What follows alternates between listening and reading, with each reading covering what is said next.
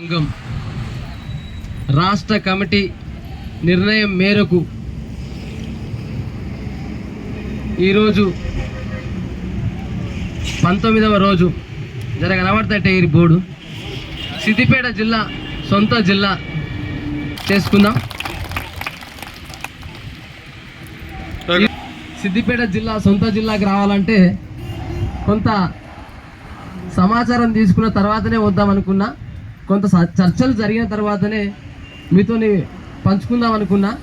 కానీ ఆ చర్చలు నిన్న ఈ రోజుకి రేపు 29వ తారీఖు కల్లానే మనకు యాక్చువల్గా శుభవార్త వస్తుండే, 29వ తారీఖునే వస్తుండే, రేపటికల్లా అయిపోతుండే. అసలు నిన్న ఒక కొంత క్లారిటీ వస్తుండే, ఈరోజు ఇంకా కొంత క్లారిటీ వస్తుండే, రేపటికల్లా మొత్తం పూర్తిగా క్లారిటీ వస్తుండే.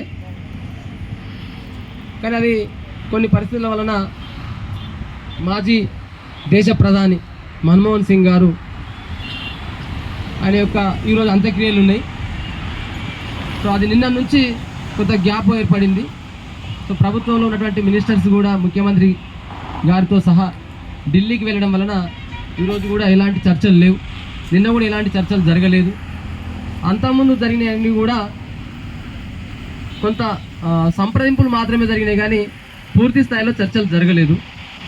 ముందుగా ఈనాటి ఈ ధర్నా శిబిరాన్ని ఉద్దేశించి మాట్లాడాలని చెప్పేసి కోరినటువంటి, ఈరోజు రావాలని ఆహ్వానించినటువంటి సిద్దిపేట జిల్లా శాఖకు ప్రత్యేక కృతజ్ఞతలు.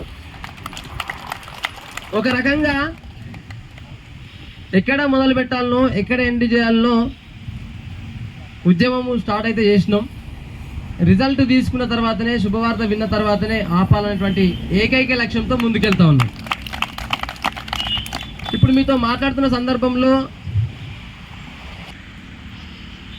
అదొక విషయం. రెండో విషయము మీకు క్లారిటీ ఇవ్వాలంటే, మొదటగా చాలాసార్లు రాష్ట్ర వ్యాప్తంగా 33 జిల్లాలలో కొంత అనిశ్చిత పరిస్థితితో లేకపోతే గ్యాప్ అనేది కొంతవరకు ఉంటుంది. కింది స్థాయిలో ఫీల్డ్ కొంత లేకపోవడం వలన ఆ గ్యాప్ అనేది వస్తుంది. అంటే రాష్ట్ర స్థాయిలో ఏం జరుగుతుంది అనేది ఎప్పటికప్పుడు ప్రతి నిమిషమో ప్రతిరోజు కింది స్థాయిలో వెళ్ళదు. కొన్ని కింది స్థాయిలో మేము సమాచారం ఇచ్చే అంశాలు ఉంటాయి, కొన్ని మేము కింది స్థాయిలో ఇవ్వకూడని అంశాలు కూడా ఉంటాయి. దాని వలన కన్ఫ్యూజ్ అనేది జరుగుతుంది. మేము కొన్ని విషయాలు చెప్పం, అది చెప్పడం వలన అది ఇబ్బందికరమే తప్ప. కాబట్టి ఆ రకంగా ఆలోచన ఉండాలి.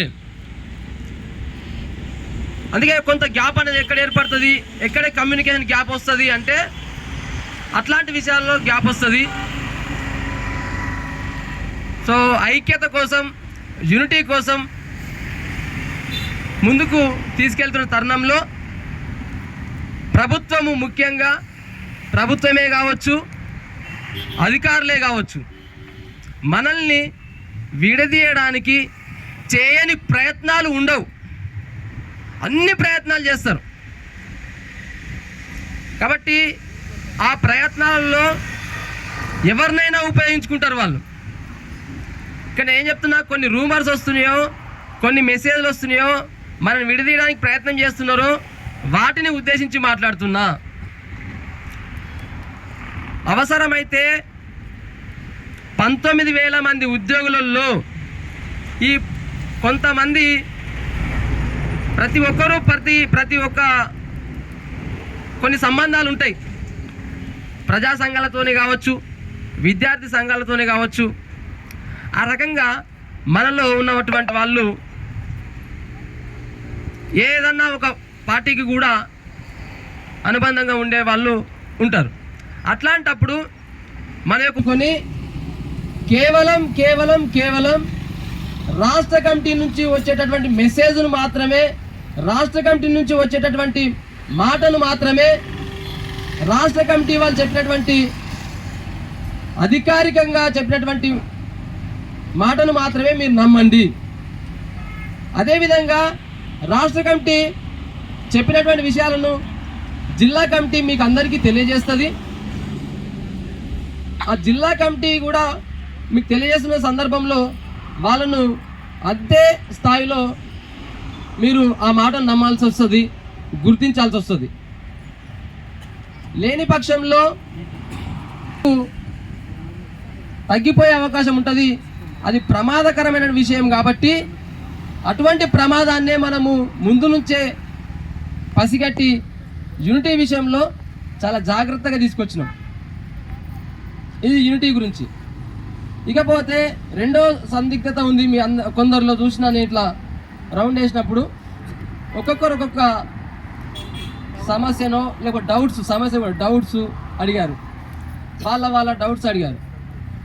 వాస్తవానికి 19,350 మంది ఏదైతే సంఖ్య చెప్తున్నామో మనం ప్రభుత్వం ముందు అదే ప్రపోజల్ పెడతా ఉన్నాం.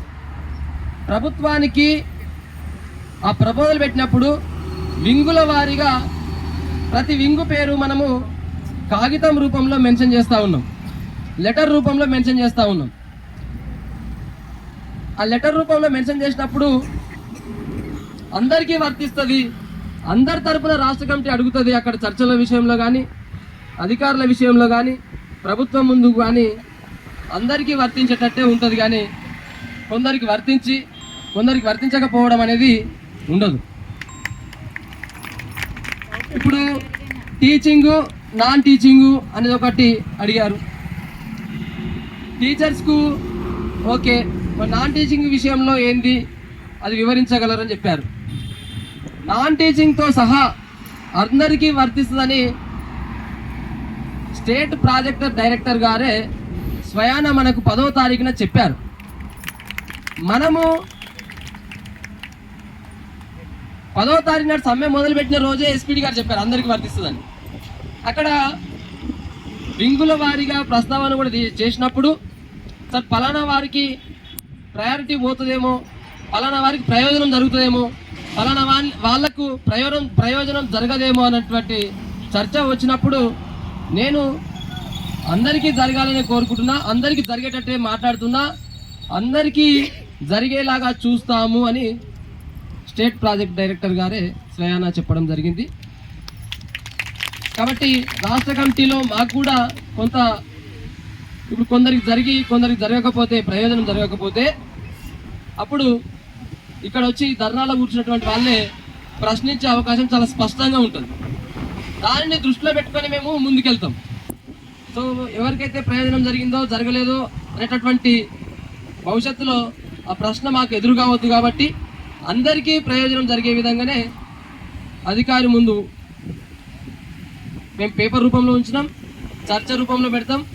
ఆ రకంగా స్పష్టంగా అందరికీ ప్రయోజనం జరిగితేనే మనము ఇక్కడ నుంచి మనం బయటకు కదలడం ఉంటుంది. అప్పటిదాకా ఈ ధర్నా, ఈ సమ్మె కొనసాగడం జరుగుతుంది.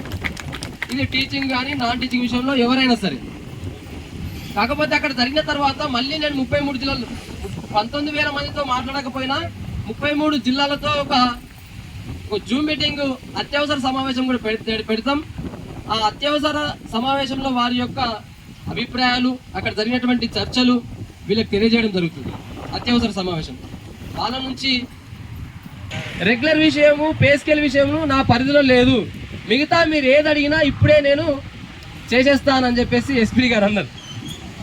మిగతా విషయాలు నా చేతిలో, అది ప్రభుత్వం చేతిలో ఉంటుంది, ప్రభుత్వ పాలసీ అని అన్నారు. సో ఆ రకంగా ఎస్పీ గారు అయితే మనకు అన్ని విషయాలు, అన్ని సమస్యలు పరిష్కారం చేయడానికి సంసిద్ధంగా ఉన్నారు. ఇప్పుడు కూడా సార్ సిద్ధంగానే ఉన్నారు. రెగ్యులర్ పే స్కేల్ అనేది నా చేతుల్లో లేదు, అది ప్రభుత్వంతో చేసుకోవాల్సి ఉంటుందని చెప్పేసి సార్ చాలా స్పష్టంగా చెప్పడం జరిగింది. సో ఇలా ఆ వింగుల వారీగా ఉన్నటువంటి అపోహనో, సందేహమో, డౌట్సో దాని మీద ఎలాంటి సందేహం పెట్టుకోకుండా అందరూ పాల్గొనండి. ఇకపోతే ఇంకొక సమస్య చెప్పారు. మరి అకౌంటెంటు, ఏఎన్ఎం మేము నిన్న మొన్న ధర్నాకు వచ్చాము, సమ్మెకు వచ్చాము. మరి ఈరోజు ఏదో మెసేజ్, ఈరోజుగా నిన్న నుంచే నాన్ టీచింగ్ స్టాఫ్ మొత్తం స్కూళ్ళలోకే పోవాలని మెసేజ్ వచ్చింది. ఇది కొంత గందరగోళం క్రియేట్ అవుతుందని అడిగారు. ఇప్పుడు మనం సమ్మె స్టార్ట్ చేసిన నుంచి కేజీబీవీలలో బోధన ఆగిపోయింది.